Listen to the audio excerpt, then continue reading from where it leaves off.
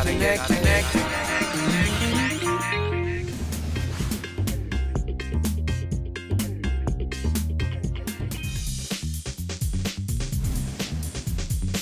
you're ever looking for a new TV, you know how challenging that can be sometimes. It's confusing. You walk into a store and there's literally dozens of different types. Well, to help demystify some of that, we've got Brent de Wall from Sony. Thanks for coming on the show again. No problem. So let's have a look at how these TVs work and what we should look for. Right now, we've got one here that you've taken apart.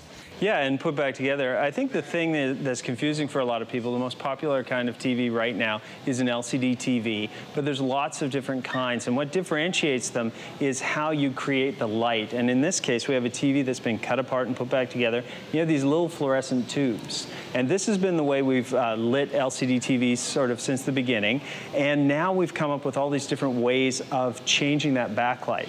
And it's really important because people think about the panel. They get very interested in the glass and that kind of thing, but it's just one part. As you can see here, this LCD crystals go all the way across, but they don't on their own block the light. They actually need the diffusers to spread out the light. We use polarizing filters to actually shape the light and allow you to get that color through. So how you design the TV, how bright these are, how close they are, how dark these are, allows you to make a different kind of picture quality. So when you're wondering why TVs range so much in prices, it's this magic recipe for getting the backlighting, the thinness, and the great picture quality all in a single package. Well, let's go have a look at some TVs and get some more info. Okay. So this is our first stop on our TV journey of discovery. Beautiful picture, but I'm noticing this particular model a lot thicker than some of the thin ones you see out in the market now. So instead of having a thin edgelet, we've got this cluster of LEDs. To give you an idea of what that looks like, I've got a clip of my son playing soccer here, and I'll just play it once so you can see what's going on.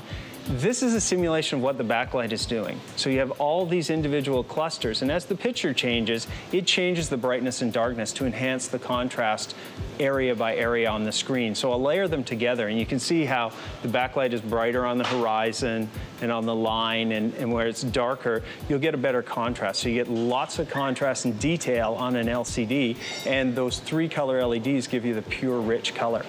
So basically, this is kind of the top of the line as far as the TVs go, but you're getting a lot more control in the various little squares here. Absolutely. It's a very sophisticated system because each one of these squares has its own sensor. It regulates itself. It keeps itself tuned.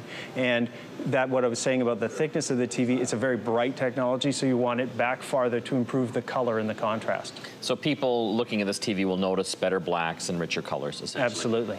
Okay, let's go have a look at the next one. All right. So what are we looking at here, Brent? So the XBR9 gives us the same kind of tubes that we saw in the first TV, but with a richer color gamut. So this gives us a great color like the XBR8, not quite as good, but still much better than your regular TV. Nice thin form factor and a lot more features. So we have a 240 hertz, so we actually quadruple the frame rate to give you very clear, smooth motion for your sports and movies. And we also have internet-enabled TV on this, so you plug the internet right in the back, and you can do your Twitter and see the weather and also surf YouTube. You can watch GetConnected right off the internet. Thank God. Here. So let's talk about that 240 hertz as far as the motion goes, because that's been one of the things I've heard, that LCD TVs aren't as good at motion. Right, and so when you look at the panel, it's all about the drivers. So how we actually draw the picture on the panel. If you think of a graphics card on the computer, you can run these same panels at up to 240 frames a second. So what we do is we take the original frames and we make 3 new frames in between to smooth out any wide pans or sudden motion. But we also sharpen those images before we make the new frame. So if something's actually blurred on the source because it's moving really fast, like a football or a soccer ball, basketball, we'll sharpen that before we make the new frame so it smooths it even further. How does it know? Well, it's MPEG, and MPEG is all about math and blocks and motion. So right in the file itself, it's already defining the fast-moving objects. And so we take those and apply our algorithms. I mean, it's all based on that technology we developed for broadcast. Well, let's have a look at the last one here, which is, I think, a pretty cool one. Okay. Well, it looks like we've saved the thinnest for last. I mean, how thick is this one? This is under a centimeter thick. It's 9.9 millimeters. It's actually so thin you can't put connectors on it. The connectors run into the base and the speakers. That allows us to get it nice and thin. But in this case, the lighting is actually on the edge and it shoots in. So the technology trick is to evenly distribute that lighting, because on all the other ones, you've got an even light source going forward.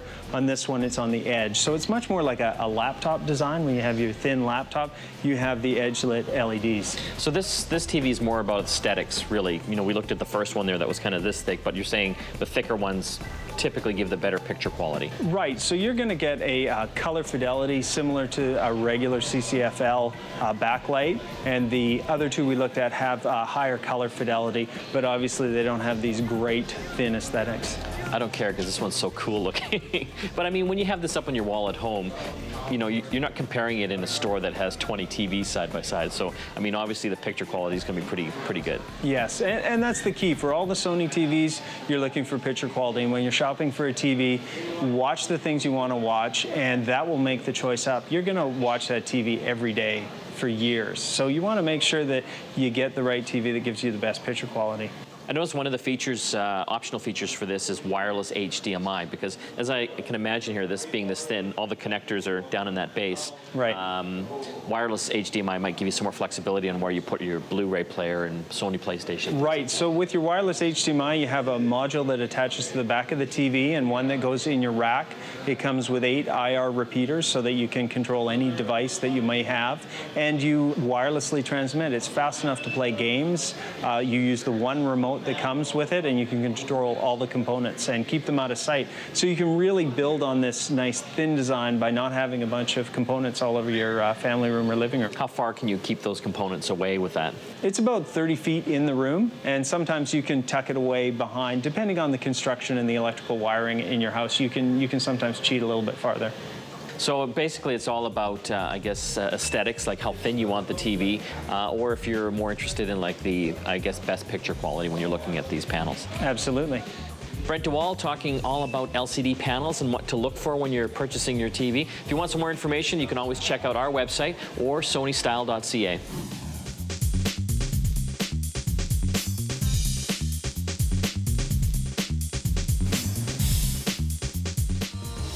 Gotta get connected.